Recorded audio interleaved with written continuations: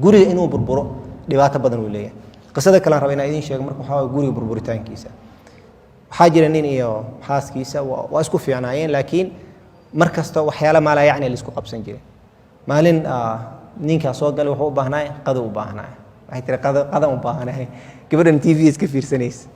markaas waxay tiri qado waa diyaariyay xaggaas uu yaalay or soo kuleysay markaas uu qado soo kuleysanay qadii kan TV-gina ka kacday markaas ay tiri waa ku sheegay xaggu yaala waxaan fiirsan barnaamij fiican iga tag wuxuu yiri wallahi da ikiino soo ku furo saayna u fiiris gabadha qaarkood waxa uu adeegay markaas furitaan san kulay soo tuurbo waa kaas asina muxuu sameeyay bam waa tuure oo furantahay uu dhahay furitaanka markuu dhaco shaytaanka waa baxa waaqica lagu noolaana qof walba uu shalayna kelmad furitaanka waa culus tahay afka in laga dhaxo marka tiraahid way culus tahay rag badanoo naagahooda mara badan furay iyo gabdho la furay waa wallahi waxay ku leeyeen fur markii uu dhaco ninka wuxuu markaan dhaho waxaan dareemaa subxaan shalaytada adduunka ugu weyn ay ugu dhacdo markaas baan waxa arkay gabadha wanaageeda arkay laakiin kibirku wuxuu diiday inaan u sheego markaas iidan waxay ku leedahay markii lii furo hooshees xataa way joojinaysaa ma qaban karto dhibaatada gaartay ajligeeda marka furitaanka labada qof dhaawac u tahay gabadhii marka almiin waa la wada fariisay maxaa dhacay dad caqli leh heeba ahayn at least waa wada fariisteen okay qalad way maxaan sameynaa isku noqon hay oo isku noqday xayr kadib hadana waa tookadan opposite ahayd ninka banooni u fiirsanayay aska taqaanaa nimanka banooni ma kayfiisa ma jecla xataa in laga war shay keenona hada shay kan TV fiirsanay soo fariis kala dasha cabaysid shay keen ma ku keena markaas wuxuu wallahi day keeni soo ku furo markaas tookada rasaas u furto ana ogtina ka shalaysay wuxuu tookada iska helmaa mi keeni soo ku fura ma keenay tii labada dan sida ku tuuri bam afurunta bila macna la isku furay fiiri waa la fariis gabadhi waa fariis ninkii TV-ga wuu damiyay u daawan u damiyay hada marka say wax u jiraan waa la fariistay hadda soo qaadan lahayd TV-gu damidu soo qaadan lahayd khalas sheekadu waa dhamaan lahayd iida hadii u keenin lahayd ninkeeda uu soo adeegi lahayd sheekada culeyska ma jiri lahayd marka dambe la fariis waxa leeyahay maqal waa arintan waa soo noqnoqotay gabadhu waxay tiri furitaanka aan ii dhiib adeen nin waxa ta غير mas'uulata ana ka qaadaa keen mar labada xabba bila macna ku tuurtay غير mas'uulata keen furitaanka xurmayna hayna waxay tiri may bas martan lagu maaminay waayahay sidii marka uu ugu dhiibay isbuuc kama soo wareegin wax kala la isku qabsaday saam sameeyay Soomaanaha ninka calaqal iika saddex mar uu ku celcelin jiray iyada waa saaruuq amal u tuurtay wala isqabsay waa tuurtay saddexda meesha ku dhamaatay hal gabar yarna waa joogtaa gabadhii la isku qabsaday markii la isku qabsaday ninkana qaadanay gabadhana qaadana almuhim familka soo dhaxgalay waxa la yiri gabadha hooyadeeda u daa ninkii sidoo gabadh ugu daay hooyadiisa ugu daay hooyadeeda ugu daay waxyar kadib ninkii gabar yar waa la soo doontay ninna soo doontay waa la guursaday ninka cusub ilmihiis uu dul qaadan kara laakiin ilmo kale ma dul qaadan karo xoogo markii la joogo wuxuu hebla maqal aniga adaan ku aroosay gabadhan wax ma ii gelin inay gabadhan guri family leedahay hadii agoon ahaa leedahay laakiin family-keedu ugu ma hayn kari gabadhan markaas wuxuu ku tirniyo way barbareed abadan wuxuu yiri aniga intaan ka badan ma joogi ama aniga ma iida waa labaas door ama gabadha kula joogto waa kala tagayna ama gabadha family-keedu u geey hadii agoon tahay laakiin family leedahay aabay leedahay adeer leedahay eedil ayay u geey gabadhi marka mar rabta ninka hore ninkeedina uu celiso horo hooyadeeda u geeyay gabadh 4 sano jirta hooyadeeda u geeyay hooyadii marka waxay weysay baadiyay la aad baadiyay gabadhi marka xoogo meeshii wax ku soo baratay iskuulay ku soo baratay waa soo baxday magaalooyinka mid kamid ah imaat waaweyn jaamacay gashay gabadheeda jaamacay baratay nin ay isbarteen ninkii waa isbarteen wuu soo doontay ayay tiri gabadheeda iska fiican ayada si fiican soo tarbiyay diinku soo tarbiyaysay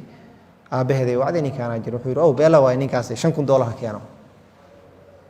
markaas $5,000 waa ninkii uu sheegtay wuxuu yiri $5,000 ana aabay inaan siiyo mehri waxa aan siiyo ma awoodee ma salaam ninkii labaad نفس الطريقة نينكي سدحات سيدو كلا نينكي أفراد سيدو كلا نينكي شنات سيدو كلا شنين سيدي كوفشلات جور كبدا خلاص واني جبت إذا وحيو أنكو قرتني سن جور سنة وحيو تكت مركا مساجد وجوت مالنا شيخي أصلا كل أنتي شيخي وحو إيه شيختي شيخي واني وحيو الجور كما سنة الحياة واي aabbaha iyo hooyada annagaa la hadlayno. aabbihii la wacay abadan wuu soo istaagay 5,000 daliisina wilaayadeeda ma bixinay. nin kala soo doontay wuxuu yiri ninkii uu soo doonto aniga keen nin isbartay ninkii la hadlay wuxuu yiri aniga ii soo dir ana weligaaga. ninkii uu yimid aabbihii walaad wuxuu maqal si kasta sheekhu uu kari waayay wuxuu yiri waayahay 5,000 waa lagu siinaa. hooyadii waxay tiri aabba ma la siinaa ana waa la siinaa 5,000. hadii kale waa ku inkaara gabadh waa naxday. sheekhi markaa wuxuu yiri maqal ninkii wuxuu yiri gabadhan waa rabaa runtii waa diinteeda akhlaaqdeeda waa cajibisan guursadan rabaa lacag badan ma haye. wuxuu yiri waayahay duq 5,000 hala siiyo maadaama asiga hadda ugu diray wilaayada gacanta ku haaya 5,000 hala siiyo. gabadha horteeda waxa lagu dhahay marka maqal 5,000 waa lagu siinaa laakiin waa lagu soo yareeynaa ballan waa hadii liisii way soo inkaartaa ma waxa waa lagu siinaa inkaartaa ya Allah wili waay. ninkii 5,000 aabaha waa la siiyay tii 5,000 hooyada marka waa loo yareeyay. ninkii marka meeshuu joogo kuma sameyn karo waa baxay wuxuu dibadda aadaa oo soo shaqeysana. wuu soo baxay dibaddu yimid markuu xoogoo joogay xaaskiisu ka haystay meeshuu geeyay. marka wuxuu bilaabay tartiib marka inuu diintii hooyadeeda gudo. diinta hooyadeeda gudaayay naagtiisa u timid marka aabihii marka wuxuu rabaa wax lacag badan uu rabaa. maalin gabadhii soo wacay markuu soo wacay wuxuu ku yiri marka gabadha waxa aabiyaa soo wacay lacag keen intaan u baahanahay. okay waa u diraysa maalin maalmaha kamid marka aabihii wuxuu arkay naagtiisii hore oo gabadha Sacuudi oo dibadda joogta oo dhashay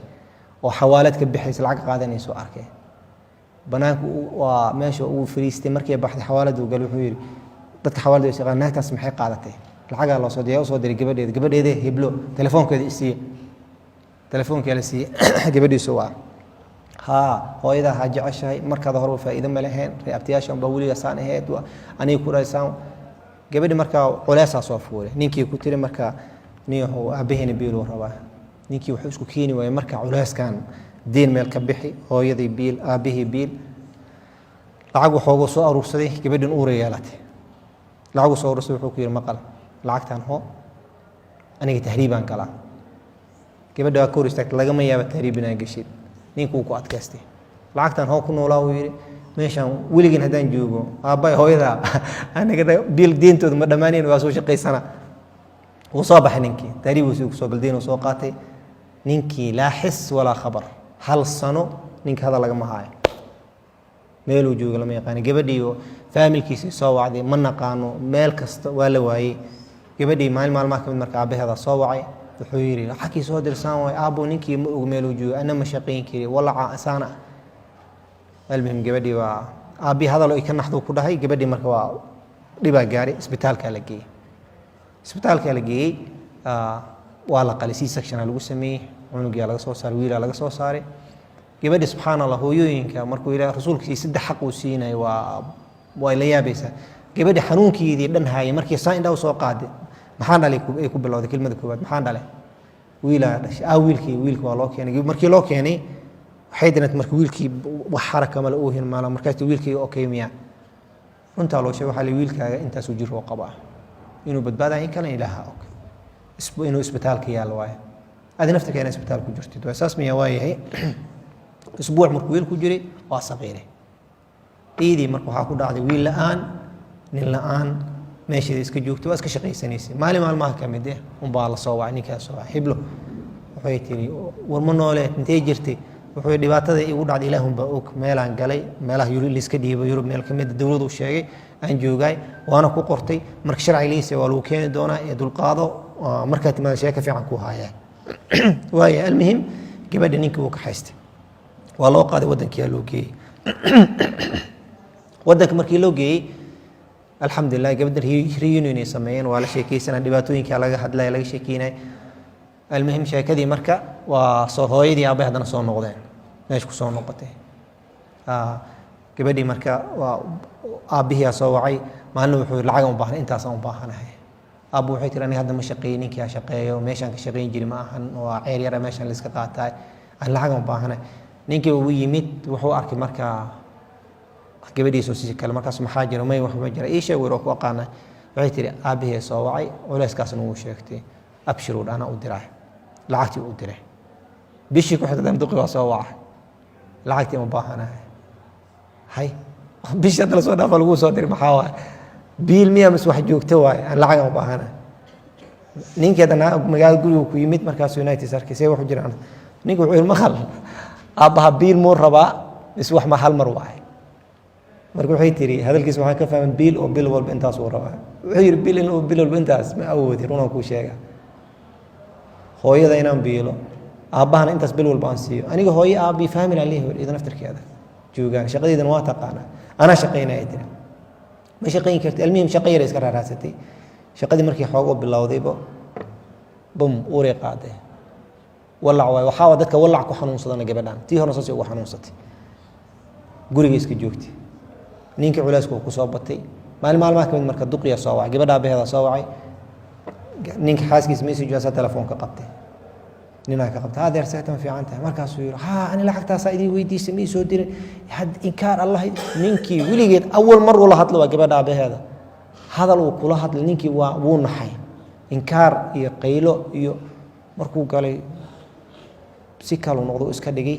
gabadhiya soo baxday soo abiheed la hadlay way ka qaatay telefoonkii ninkii meel isku firiistay aamusa ka soo heeray markaas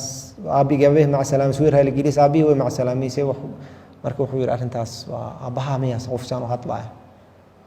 almuhim gabadha ninka wuxuu ku yiri walaalay intaan ka badan waa walaas waaye waxaan sameeyay ma naqaano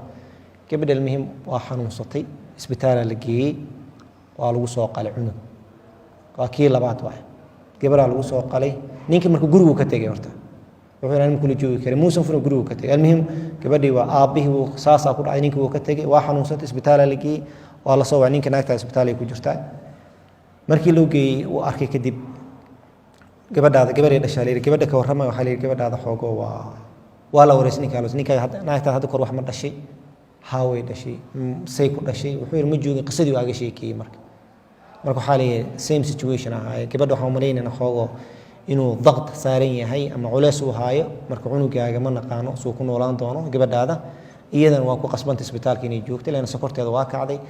oo waxay noqotay daciif ay noqotay pneumonia waxay gabadha markii uurka yeelay markii dhan jirooyin badan ku dhaco marka iyadan meeshan ay ku jiraysaa ninkii uu iska joogay wuxuu sameeyo garan waayay almuhim gabadhii waa soo baxday usbuucii joogtay waa laga soo saaray gabadha markii waa ma hayn karay hooyadii iyo gabadha waa soo baxeen xoogo isla joogeen haddana gabadhii isbitaal lagu celiyay maamadii ninkan marka wuxuu ku aansaday gabadhiisa inuu asiga iska hayso maadaama naagtiisa qof xanuunsan markaas ay xanuunsan ay tahay isbitaal la geeyay tookada isbitaalka waa la geeyay 6 bilood ay ku jirtay ninka marka gabadhii 2 sano gaartay gabadhii sariista wuu keeni jiray 3 sano gaartay aan dhahay wuxuu geyn jiray xadaan uu geyn jiray meelaha ilmaha la geeyo waxa diris leed marka gabar kale oo Soomaali ah waxa aragtay ninkan markaas naagta cunugiisa ka haysan gabadha ka haysanay almin gabadh ninka waxay ku tiri waa awna gabadhan hooyadeed aaway isbitaalka ay ku jirtaa marka waxay ku tiri marka nin fiican ah taada isguursana ka waran ninka wuxuu yiri waa beela waa in isguursado waa ani waa rabaa nin naag madiida hadii naag tira madiida waa rabaa ala tul wuxuu yiri haye laakiin wuxuu yiri naaga isbitaalka ku jirto maxaan sameeynaa hadii soo baxday isbitaalka ilaa goorma ku jiray ilaa xoog kale oo ku jiraysaa haye aan isguursan way hadii soo baxdan waxay tir hadii soo baxday ilaahna gaarsi laakiin aan isguursan ana gabadhaada ana ku hayna hooyo ku noqonaa ninka wuxuu dhahay ali saarosay markii li saarosay naagta isbitaalka ku jirta ma ogo almuhim naagta waa soo fiicnaatay waa hadal ay bilowday marka uu tagay ninkii markii uu naag aroos umushay wuxuu yiri maqal hiblooy maqal wuxuu yiri aniga inta ka badan kuma noolaan karin cunugayga horo dhibaatada ka soo martay waa ogtahay arintii ka soo martayna way taala kan cusub haddana dhibaatada hooyada aabaha waa joogan meesha waa joogan oo waa u jeeday dhibaatada soo ka naga soo dhaxmartay sida darteed waxaan go'aansaday inaan ku furo gabadh isbitaalay jiiftay meeysan ka fiilayn ninkeeda hadalkaas waxay tiri aniga waaye maxaa dambigan leeyahay maxaa adiga dambi ma leedahay uu dhahay laakiin waa galaysaa dambiga qof kale ku soo pressure ku soo saaray ana ila soo fuulaysa aniga ma qaadi karuntan ku sheegay qof xumatid waa ku jeclahay laakiin noloshan kuma sii juri kari aniga inaan culayskaas ma hayn kari sida darteed waa ka xumahay waa furan tahay wana ka soo tagay gabadhi isbitaalkii xanuun kala ku dhacay waaba soo fiicnays xanuun kala ku dhacay meeshii joogtay ninkii gabadhiisa uu ka haystay magaalo wadan kale oo Yurub joogto la aaday gabadhii 6 bilood sanad kadib waa ka soo baxday markay soo baxday gabadheeda aaway ninkii aaway waa baxay intuu aaday lama yaqaan waa raadisay way raadisay hooyadeedii aabaheedii wacday aabihii waa loo dhibaatadii aaga sheekeysay runtii hooyadii aabihii ayaga naftirkooda xooga waa ka shalaayeen ninkii gabadha u ducooyeen laakiin waxay u soo heleen ninkeeda faamilkiisa aabihiisa oo joogo waddan joogo Yurub joogo nambarkii usoo ninkii gabadhi warkay waxay wacday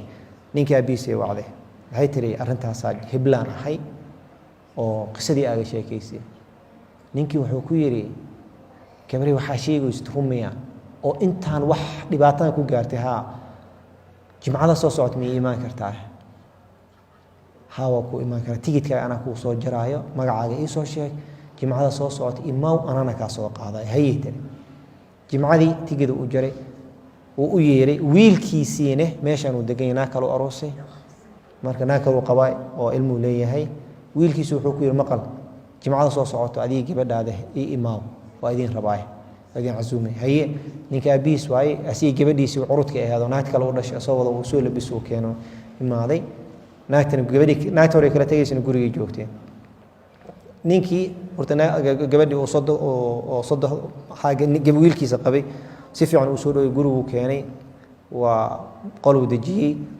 wuxuu yiri waa martiyaan u imaanayso kadib ninkii iyo gabadhii wada soo galay gabadhii markii gabadheeda aragtay subxaanallah iyadoo bila ugu dambeysay dad yaqaan waa isgarteen isla markii way fiirisay gabadheeda miyaa ay tiri su'aasha koobaad weydiisay wiligeed waxa uu maleynaa maysan arkaxta gabadheeda miyaa waa hadda almost waxay jirtaa 5 sano 4 sano 5 sano jirtaa way ku soo oroday gabadhaad waa Allah marka gabadhii markii meeshii sidii ku qabsatay meeshii ku oysay waa ninkeediina meeshuu taagan yahay aabihiina meeshuu taagan yahay aabi wuxuu ku yiri ilaahan kugu dhaaray gabadhan ma xasas ugu gashay xira aaba aniga dambi ma leeyahay waa culays ma qaadi kari aabihi waa meeshuu wiilki emotional ade moment of emotional dhalay waa qof walba caloosha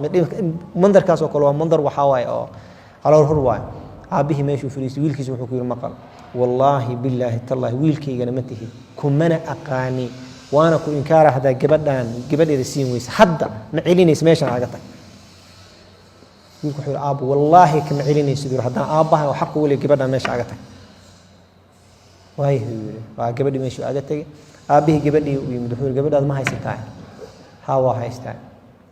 wax Allah la waxa rabta sheego dhah hadaarad ina gurigan deganaatid xoratahay meeshaas gariga qolkaas aa leedahay gurigan gabadheeda gabadhan awood gabadhii dhashaatay intaas dhibaatana waa ku soo gaartay wiilkeena sabab ha u ahaado laakiin dhibaato ku soo gaartay hadaarad meesha inaad deganaato hadaarad inaad guri kale ijaartid hadaarad meesha ka timid ku noqoto laakiin ani waxaan jeclaa lahaa ina meesha igu deganaatid gabadhii waxay ku tiri adeer aabba ka fiican wiligiin ma arkin ballan waxay tahay meel gabadha awood inaan ku haayo meesha aan ku haayo intaan aan kula deganaana gabadhii xoog waa farxadii soo noqotay xabarashii bilaa shaqay bilaa guri kale marka almimnina isbarteen ninkii soo doontay ninkii marka waa qisada marka intaan dhan waxa li sheega waxa marka anay soo wacday inay ila tashatay rabtay sheekhu inaan kula tashtaan rabay oo ninaan rabay inaan gursi qisadeedani waa tane markaas qisada hadii idin sheegay dhan markaas ii sheegtay arintaas runtii waa aadan oo la caatif wada gabadh waxaan dhahay gabadha tahay xaq u leedahay inaad gursatid marka hal waxaan kugu waanina ninka iska fiiri diintiisa akhlaaqdiisa fiiri ko talabaadna u sheeg si adiga hooyada ku dhacday ku dhacay waxa ku tarniyahay gabadhaana uu tahay meelan aaga tagayna malaha shardi ka dhigo shardi zawaaj ka dhigo xaq u leedahay gabadha hadda ay qabaysid gabadhaana waa gabadheeda waa gabadhaada kale inaad ula dhaqmaysid ballan noo ahaato waa shart gabadha way ka dhigan kartaa tan saddexaad sameynaysidna waxa waa istikhaarayso hayay ugu tiri wax gabadhan wanaageed waxa ku tusay hatta ninkii sodogeeda way la soo tashay waxay ninkaas aan rabaa inaan isguursano maxay kula tahay ninkii marka sodog gabadh ninkii aad u amaanay wuxuu yiri waa nin fiican waay waana isna qaanay sidii uu ugu duceeyay gabadha sidii ayay ku aqal gashay sidii ayay ku guursatay kadibna aabe hooyadeeda wacatay aabaheeda uu dhintay hooyadeeda markii dambe iyada lacag ku shaqaysatay marka ku keentay meeshii joogtay yuru ku keentay ee sidii ku deganaayeen qisada marka meeshaan ay ku dhamaatay family oo farxad ah runtii qisooyin qaar kood waxaan jecel markii lii sheego wadankan weydiiyay waa iska safar badanay waa u taga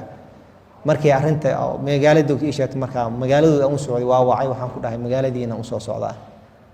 qisada gabadhiina waa soo arkay oo arrinta ku dhacday ninkiina waa soo arkay sodogiina waa soo arkay bal sodoga waa bicazuumaybo waa gurigiisanta waa soo arkay qisada warka waa gabadhiina uu soo duceeyay ninka nin xun ma asnaftirka waa ninka intaas uu sameeyay oo biili jiray laakiin qofku markuu culeyska ka bato waxa laga yaabaa inuu sameeyo qaraaraad oo laga fiican inuu sameeyo laga yaabaa marka qisadani sidoo kale waxa dhibaatada iimaanaysa waxa kala tagitaanka gabadhan hadda fiiri hooyada iyo aabaha isqabi lahaayeen halkun hadii loo diro waa ku filnaaleed laakiin gabadha hooyadeedii aabaheedu isfiirsanayeen ha hooyadaha jeceshahay Soomaan aw aniga wixii aaba markii loo dina ha anaa ku soo kori hooyadaha ku soo kori ayida ku soo aabaha muxuu ku yaqaani wili wax ku muusa siin jira hadda asaasiinay miya marka waxa imaana waa lisjijiida maseera ka imaana marka guriga burburitaankiisa in la ilaaliyo waa muhiim waaye tan labaad oo rabo inaan dhaho gabdhaha meel walba joogan ama inta joogan gabdhaha fiirsan doona xataa hadhow waalidka in la biilo sax waaye laakiin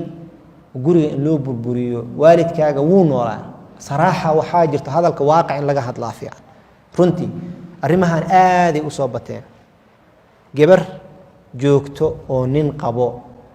hadda Soomaalida qaarkood waxay dhahaan waxa waaye ninkii gabar u maqan tahay khayr u maqan run ahaantii ani shakhsiyan ma jecel kelmadaas gabadha nina qabo gabadhaada haad baari kasta ku aad nina qabo gabadh markuu nin qab ninkaas mas'uulka ah gabadh in leeyahay soo dir oo fi nihaay gurigeeda lagu burburi wax wanaagsan ma ahan runtii waalidiinta waa anu aad u ixtiraamay waxaan jeclaa lahay arrintaas inay ka fiirsadaan oo gabadha mad Yurub ha joogto Mareykan joogto in leeyahay keen hada keeni weys waa ku inkaara ma fiicno wax laga fiican yahay waay guriga haduu raba waa ku inkaara haduu guriga Allah ka burburiyo in lagu yiraahdo taasne way ka sii daran tahay marka waxaan rabaa inaan dhaho gabdhaha aan rabaa inaan ku bilaabo ama wiilka waa ku qasban yahay inuu aabiis ama uu soo xamaal ama hakeena waa ku qasban yahay gabadha miskiinta waxa laga yaabaa iida ma shaqeynayso ilmi haysaa ninkaas uu shaqeynayo hal gacan ay haystaan okay gacan labaad wax ka soo qaadaysa ninkii isi deedis marka dambe wuxuu leeyahay aniga banaftikii family ay joogo musku keeni kari hal mar wax yar markay tahay waa fiican tahay in isla wada biilo marka laakiin gabadha waxaan dhihi lahaa waalidka inta awoodud u dir ilaahay la yukallifu Allahu nafsan illa wus'aha inta awoodud u dir ka badan ma jirto inta awoodud u dir hadaadan awoodin bi ihtiram waxa ku tirahay hooyo macaani waa ku jeclaa naftaydan ku sii lahaa laakiin wallahi ma haayi adoo hadal wanaagsan ku dhahaysid aabo waa ku jeclaa laakiin ma haayi hadaa haysid u dir ninka oo gabadha qabo oo sodohda ama sodogaaga waa hooyada iyaabaha oo kala waa waxay ku siiyeen waxa qof la siiyay waxa ugu qiimaha badan gabadhooday ku siiyeen waa ina uu ixtiraamtid hooyada aabaha oo kala ixtiraamaysid ee madax ku saarnaadaan waa ina kala qaadid ama tiraado kala waa naagteeda cideeda wax miyi geelna tiraado kala waa laga fiican yahay ninkan waxaan dhihi lahaa naagtaada cideeda waa cidaado kala waa hooyadeedii aabaheed waxay ku siiyeen gift oo qof la siiyay aysan jirin gabadhoodii ay soo korsadeen ay jeclaayeen ku soo dhiseen ay ku siiyeen ay caruur ku dhashay marka dadkaas waa ixtiraam gooni mudan yihiin in ixtiraamtid waa guriga marka in la ilaaliyo burburkiisa la ilaaliyo oo aan laga shalaynin hadhow ayaa loo baahan yahay